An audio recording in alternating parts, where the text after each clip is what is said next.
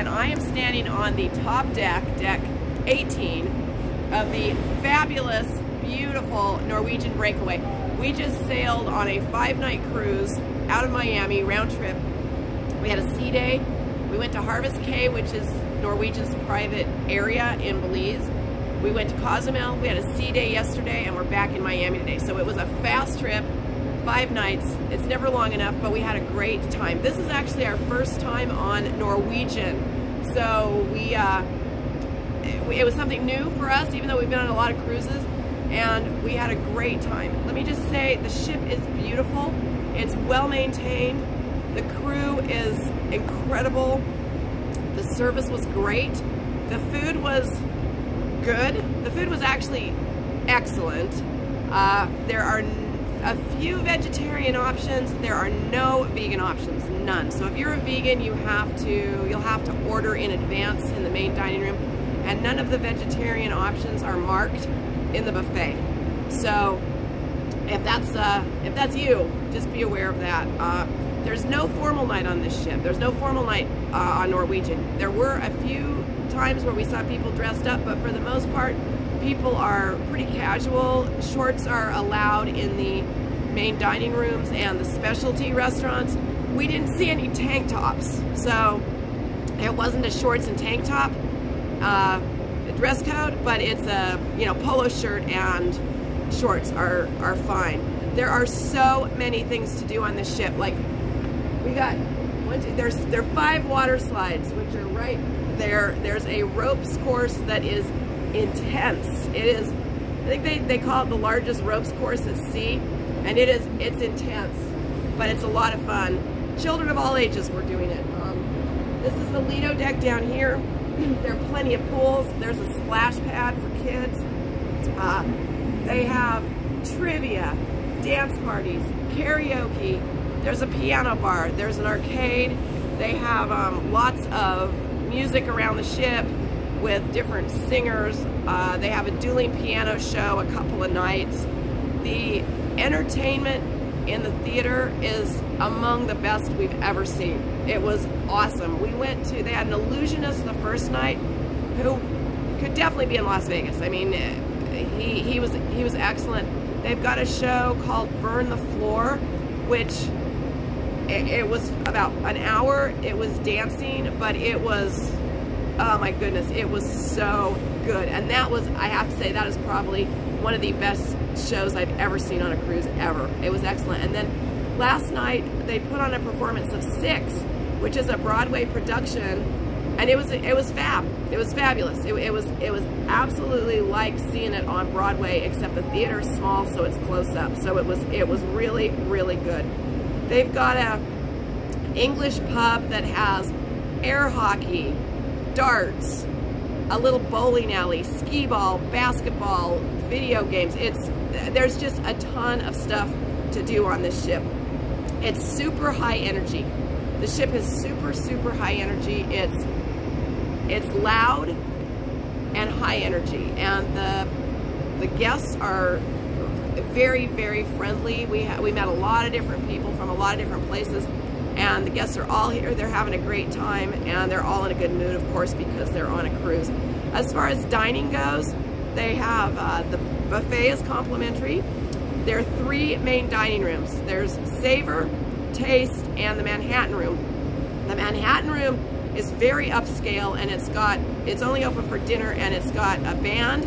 It's basically a piano player and a singer, and there's a dance floor, so it's during dinner. So that's fun. It's something different that you don't normally see on a cruise ship, and that's good. There's also O'Sheehan's, which is the English pub, and there is a restaurant called Shanghai that is Chinese.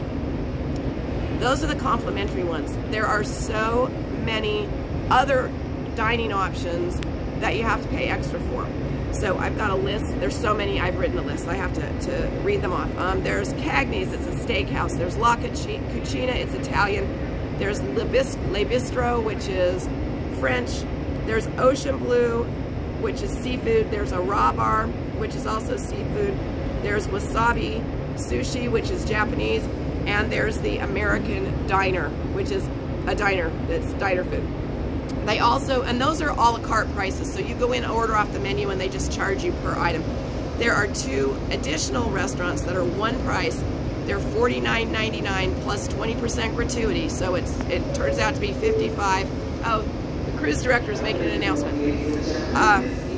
There is, Teppanyaki, which is a teppanyaki restaurant, and then there's Moderna, which is a churrascaria. So overall, the food was excellent. The buffet is similar to any other cruise line buffet. I mean, they have a lot of choices. It's good food in the buffet. It wasn't outstanding, but it was good. They do have some extra things that you can get that are an extra charge. There's a gelato bar, an ice cream bar, and a bake shop. Those are all extra charges. They do have soft serve ice cream in the buffet that's free of charge. They have lots and lots of bars. There's an ice bar that's $15 just to go in. We didn't get a chance to go in there, but apparently you sit on blocks of ice, and anyway, so that's kind of a novelty.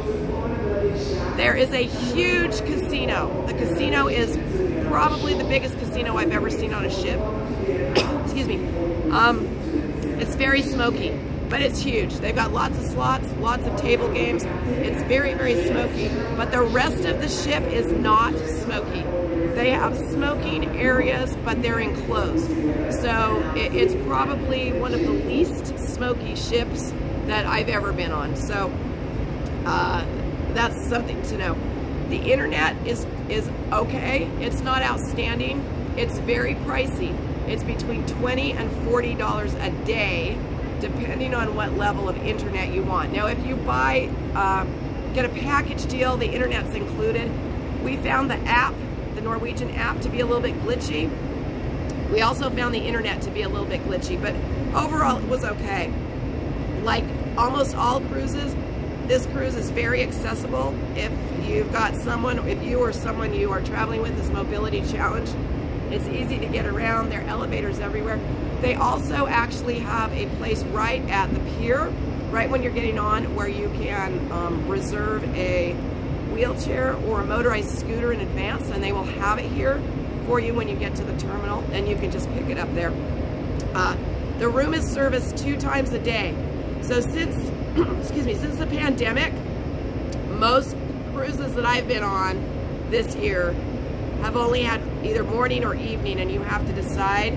This one, they do twice a day still with the room service. Now, everything was outstanding except just a few things, so I'm going to name those off now.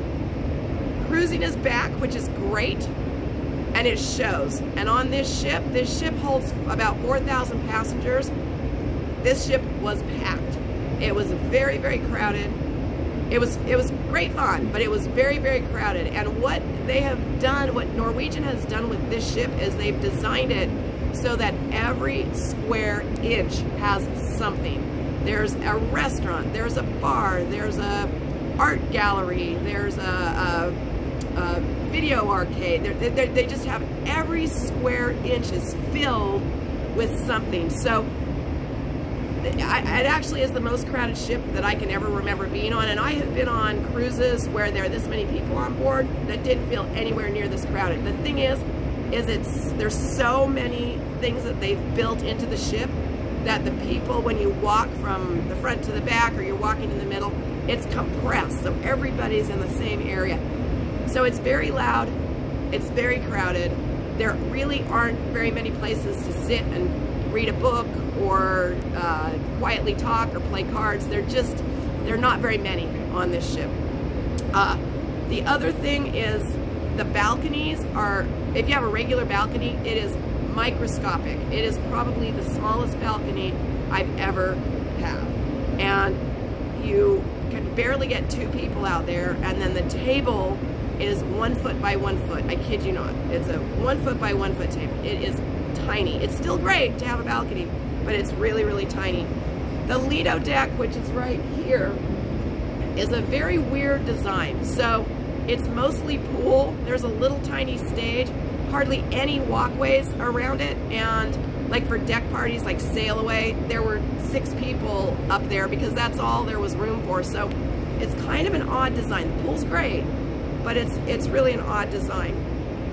Another thing is to check your onboard account and check it frequently, because we had the drink package, we had shore excursion credit, we had dining credit, and none of that showed up. We were getting charged for drinks, we were getting charged for our specialty dining, and the line at guest services the first 2 days was 20 minutes because they were messing that up for everybody. So make sure you check your onboard account and check it frequently. You can do that on your app, you can do that on the TV. The other thing is gratuities are not included. So if you are used to cruising on a cruise line where if you get the drink package, it's all included and they don't charge you extra for a tip, they will charge you that here. So if you're used to having a zero balance when you get off a ship, or a low balance because of shore excursions, you will not get that here. It's not very much, it's 53 cents, $1.10, but you will get extra charges for gratuities when you charge things that cost. Overall, we had an awesome time. We would definitely sail on Norwegian again. It was super fun. We met great people. We had a great time. And if you want to see pictures of our cruise and the ship and some of the places that we went, check out my Facebook page, which is Explore More with Sue. And looking forward to our next adventure, whenever that is. It may be a cruise, it may be somewhere else. You never know around here. And the next adventure awaits.